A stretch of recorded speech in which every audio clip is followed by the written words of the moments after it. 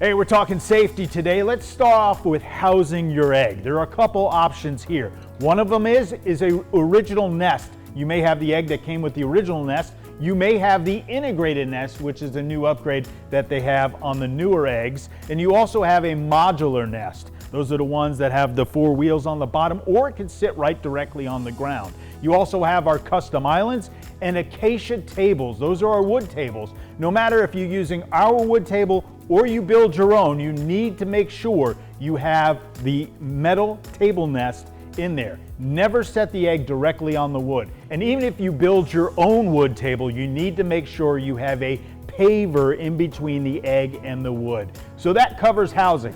All right, let's talk about pushing versus pulling your egg.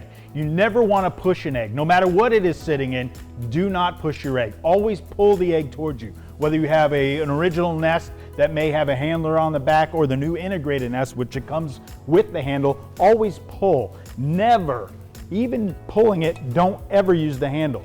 You never want to push an egg. You always want to pull an egg no matter what it's sitting in. And make sure it's on nice, flat, even ground. If you have to go over gravel, make sure you have a partner there that can help you out. That'll get you the egg to its place very safely.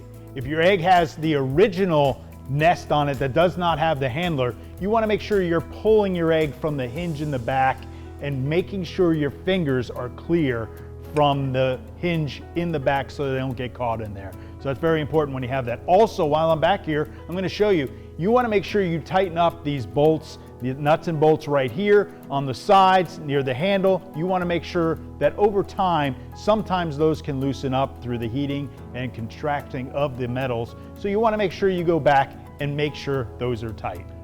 All right, let's talk about lighting your egg. Now, when you're filling it up with charcoal, make sure you fill the charcoal up to the top of the firebox. And if you have a fire bowl in there, the top of the fire bowl. That is a nice, safe place to start when using your charcoal. Lighting it, never, and I mean never, use lighter fluid in there. You don't need it. You can use one of our matches. You can use one of our igniters, whether it's electric or the butane. We have an electric lighter. I'll show you some of those here in a second, but those are some of the things that you can safely light the egg with. You also want to make sure you maintain control using your regulator at the top. And you know, with anything that has to do with live fire, oxygen feeds that fire, so you need to have a couple sources, which is the fuel and the oxygen. And to control that, you're using the regulator at the top, and you're also going to use the draft door here at the bottom with our safety screen in there. So you have to make sure that this safety screen is always in there and it's closed. Never leave this open and unattended. So you want to make sure that's closed whenever you're using your draft door here. While we're talking about the draft door, you want to make sure when you're cleaning ash out that the egg is cool. It's already been shut down, everything's been done, and your egg is cool before you start pulling the ash out of the bottom. So that is very important for you to use. And never, and I mean never, cook indoors unless you are a restaurant that has a hood inside the restaurant to get the fumes out.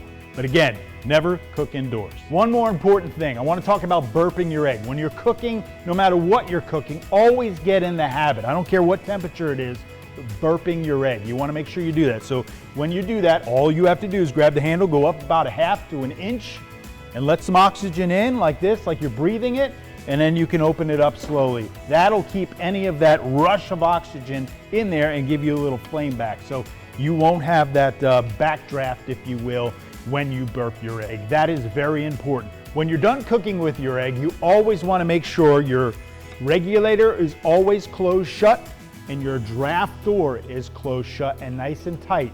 That way all the fire and the coals are extinguished, and again, whatever's left, you get to use it next time.